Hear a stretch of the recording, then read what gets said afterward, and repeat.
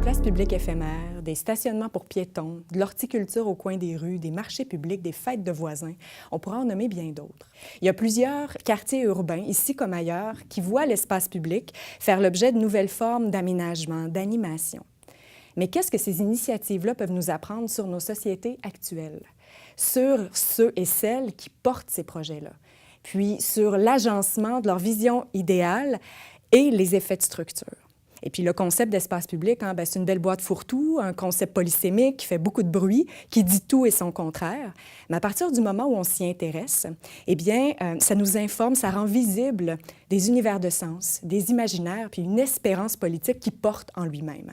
Et dans le cadre de cette maîtrise, c'est justement ce que je souhaitais explorer, notamment en m'intéressant aux liens entre le concept d'espace public et les initiatives quant à l'espérance politique. Et je me suis intéressée au processus de leur réalisation concret, c'est-à-dire à leur agencement aux dimensions structurelles préexistantes. Comme j'avais une pratique artistique en espace public depuis quelques années, je souhaitais que le processus de création soit mis au service d'une réflexion en anthropologie. Donc, j'ai choisi de faire une recherche-action où l'art devenait une pratique d'enquête de terrain.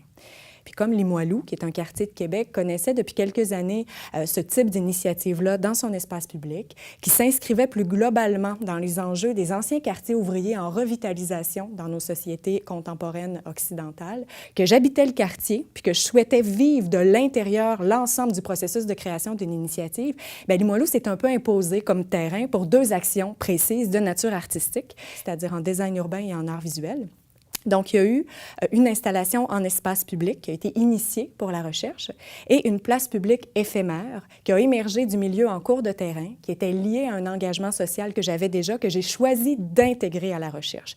Dans un cas comme dans l'autre, ça impliquait différents acteurs du milieu et chaque action a connu son processus de création distinct. Au terme de cette aventure, parce que c'est véritablement toute une aventure, là, je dirais que c'est une compréhension plus fine d'une communauté locale, de nouveaux résidents, résidentes de Limoilou, à laquelle j'appartiens, dont les imaginaires, d'une certaine façon, ont autorité dans l'aménagement et l'animation de l'espace public.